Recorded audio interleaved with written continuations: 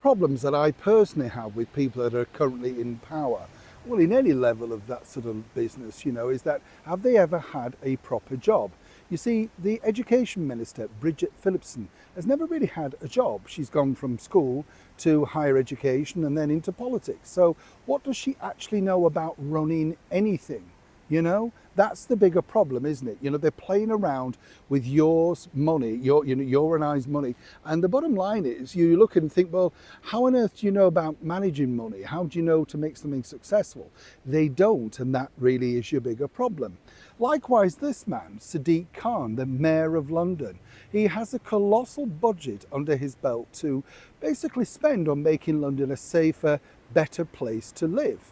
But what's interesting is, as ever, one might suggest, what does he know about running London? And when you hear the latest, you'll think, what? As ever, let me explain. Morning, chums. Nice to see you. Thank you so much for joining me today. Lovely to have your company. It's a funny thing though, isn't it? When you look at it, when we were starting out, you were told, weren't you, in a job that you had to raise up to get to that position. You had to learn, perhaps work with somebody who'd been there a while now. You just go straight into the job.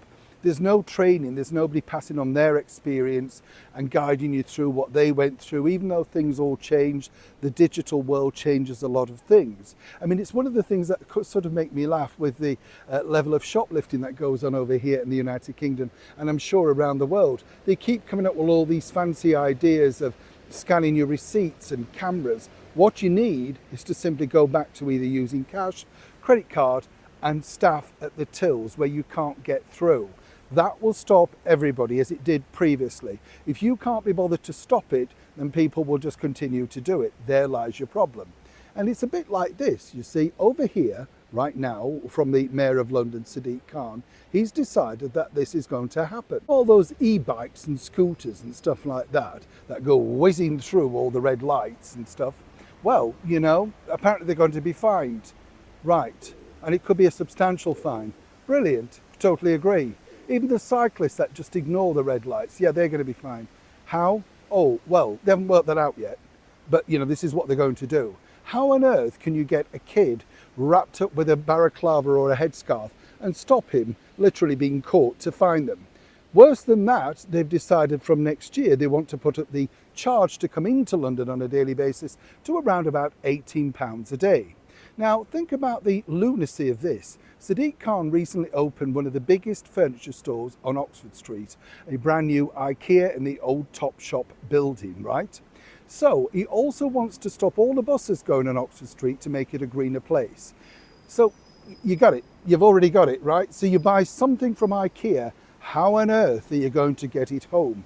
Cabs are not going to be allowed on there, there's no buses, and suddenly, of course, you may be fined if you try and get, say, I don't know, a king-size bed on your back while you're on an e-scooter.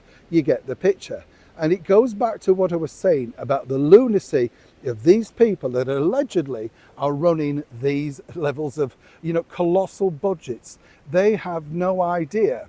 Now, if I was the boss of IKEA, I'd be very concerned about Mad Sadiq's latest ideas, because clearly they are going to be very, very difficult for the business moving forward.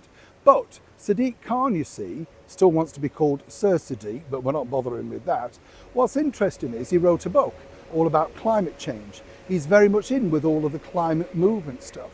So he just wants to push that along, regardless of how, well, depressing and, more importantly, damaging it will be for these businesses and, of course, you and I that have to struggle around this capital city, even if you live here or simply coming as a tourist.